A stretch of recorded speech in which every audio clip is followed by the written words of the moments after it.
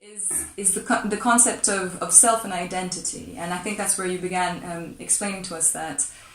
Well, to be honest, the identity is an illusion. Yeah. However, as you started saying in the beginning, it's an illusion off the back of which institutions have built their false ideologies. Yeah. So maybe you could wrap that up in that sense, just explain the relationship between, us not understanding our true identities and why we've ended up in this deep schizophrenic state. Yeah. Well, if you're in a schizophrenic framework, then you're identifying with all the heuristics that carry you through that schizophrenic framework, okay?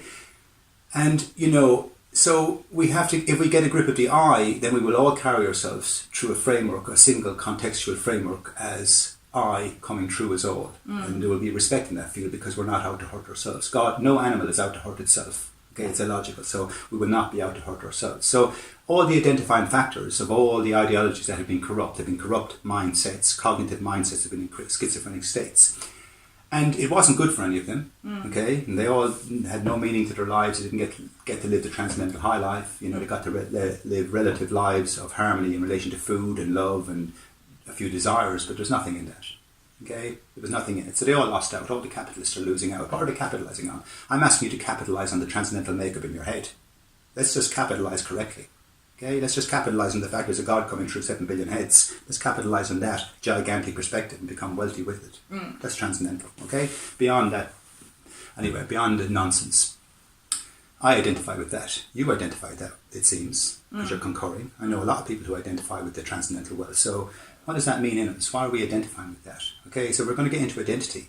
The Nazis, the Catholics, the monarchs, they were identifying with schizophrenic fields, but when you get down into it, bring your identity down into the atoms, you have to identify with that fact. You have to identify the fact that there's an observational eye in your head that uses a concept like consistency.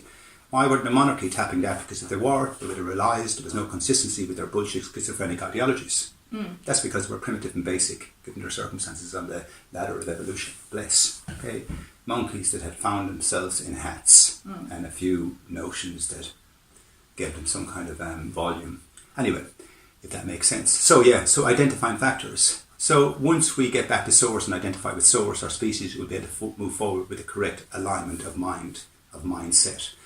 And we'll move forward from there, and there'll be no more corruption, there'll be no more division. There'll be just an amazing species in a loving state, trying to think its way forward.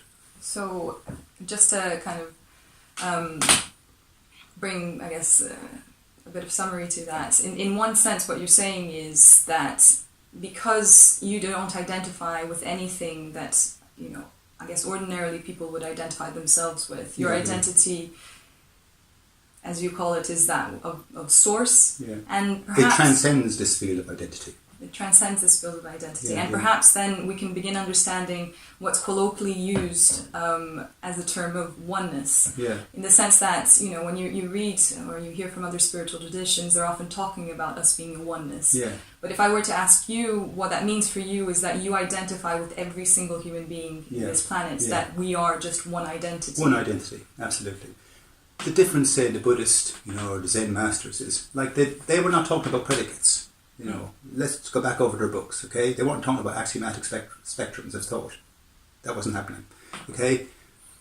Propositioning factors, and so on. A priori structures. They weren't addressing those factors. They understood a self, to be in the field, there was no self to be in the field without the ego. They understood all of that. And that was the correct first area order of understanding of aligning with the planet. We were going to get it right. Each field, they got that field right. But like I said, I'm bringing it through the mathematical lens, okay? And in that mathematical lens, when you're in the whole total holistic bed of contextualization, okay? There's no separation. We can keep compounding that fact for endless hours, okay? So I don't live in that sphere. I don't identify with the fear of surface identity. I identify with the grand narrative, which is a transcendental narrative. I identify with the embryonic God agency that's trying to come through me. I don't talk on behalf of man or woman, I talk on behalf of the God agency. At the same time, I do identify with the fact that we're all out here as God in us, enjoying the ego in a humble way, in a sacred way, to be sacred about all relationships we have with everybody on this planet, okay, and get the best from them and bring the best to them, okay, in all states. To swim in rivers, to eat apples, to drink clean water, to love our children, to play, to enjoy music, paint pictures, to enjoy Picasso and Mozart and Thoreau. Okay, we're beautiful. Okay, We don't need to spill ourselves out to different avenues to achieve, any other desire than what we can desire in this amazing field of nature. Okay, so I identify with that too, and I'm enjoying my life. I went through a life of chaos for many years, but now I'm a happy being. I'm a